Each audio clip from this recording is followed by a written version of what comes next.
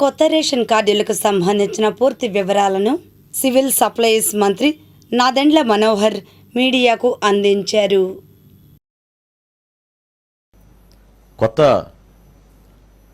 Rice card కోసం దరఖాస్తు చేసుకోవచ్చు. అదేవిధంగా ఒక కుటుంబంలో స్ప్లిట్టింగ్ ఆఫ్ రైస్ కార్డు కూడా పర్మిట్ చేస్తున్నాం.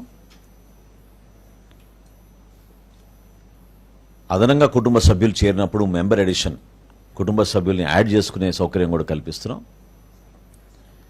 అన్నిటికన్నా ముఖ్యం అడ్రస్ మార్పు కూడా రేపటి నుంచి అవకాశం కల్పిస్తున్నాం. అదేవిధంగా మరణాలు జరిగిన చోట మెంబర్ డెలీషన్ కూడా కుటుంబ సభ్యుల పేర్లు తొలగించే విధంగా అవకాశం కల్పించాం.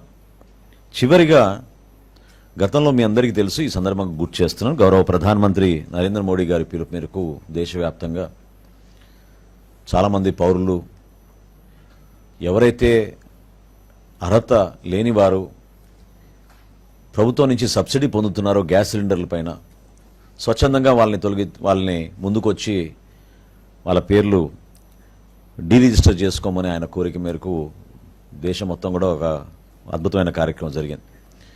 అదేవిధంగా మన రాష్ట్రంలో కూడా ఎవరైనా సరెండర్ చేయాలనుకుంటే కార్డ్స్, దీంట్లో 2 ఉన్నాయి. ఒకటి ఇప్పుడే మా కమిషనర్ గారు కూడా నా దృష్టికి తీసుకొచ్చారు. అదేంటంటే భారతదేశంలో సౌత్ ఇండియాలో ఎక్కువగా మనం బియ్యం కన్జంప్షన్ ఉంటుంది కాబట్టి ఒకవేళ వాళ్ళు మైగ్రేట్ అయ్యి ఇతర రాష్ట్రాలకు వెళితే అక్కడ బియ్యం బదులు వాళ్ళు గోధుమ తీసుకునే అవకాశం ఎక్కువ ఉంటుంది.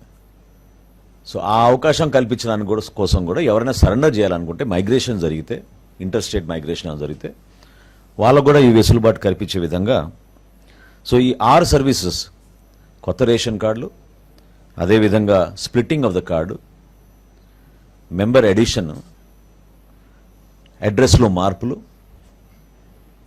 అదేవిధంగా ఎవరైనా మరణిస్తే వాళ్ళ పేర్లు తొలగించే విధంగా, చివరిగా ఎవరైనా సరెండర్ చేయదలుచుకుంటే తప్పకుండా వాళ్ళకు కూడా ఇదొక అవకాశం.